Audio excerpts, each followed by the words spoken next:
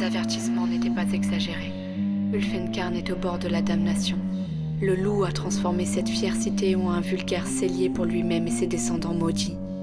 Quand Ish se couche et que la nuit tombe, il arpente l'obscurité, tire des victimes hurlantes de leur lit et abandonne les cadavres vidés de leur sang sur le pavé. Des spectres volent autour des Spires en hurlant. Des fossoyeurs sans visage précipitent les vivants dans des fosses communes et les ensevelissent. D'immenses crânes de magie améthyste parcourent la ville et transforment tous les êtres vivants en statues de cristal violet. Et à l'horizon, on peut sentir la présence dévorante du nadir de Shyish qui attire peu à peu cette cité maudite vers le bord de l'abîme. Seule la foi peut encore éviter un tel désastre. Tant que les gens conserveront une lueur d'espoir, Ulfenkarn ne sera pas anéanti. Malheureusement, l'espoir se meurt. Les derniers vivants d'Ulfenkarn sont peu à peu dépouillés de leur humanité par une vie passée sous le joug de la terreur, qui a lentement drainé de leur âme toute ferveur et toute passion. Honnêtement, il me dégoûte, comme toutes les conséquences des actes ignobles du loup. Cependant, quelques mortels de cette ville n'ont pas encore cédé face au désespoir, et ils pourraient nous aider dans notre cause.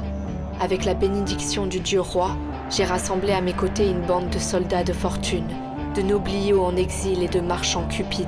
Ce sont certes des parias et des gredins, mais tous désirent planter un pieu d'azérite dans le cœur noir de cet usurpateur de vampires. Je ne leur accorde aucune confiance. Néanmoins, ma longue carrière m'a appris l'utilité du cynisme. Ils me seront donc utiles pour tenter d'éliminer Radukar le loup. Je ne me fais pas d'illusions quant à nos chances de réussir, car Radukar est un féroce guerrier. Avant même de sombrer dans la damnation et le devenir une créature de la nuit, c'était un tyran qui faisait trembler les rois et les empereurs. Ses pouvoirs dans la non-vie lui ont permis d'asservir cette ville et de réunir autour de lui une cour de monstres et de psychopathes qui lui obéissent au doigt et à l'œil. On murmure aussi qu'il tenterait des expériences en manipulant des sorcelleries interdites pour accroître son pouvoir.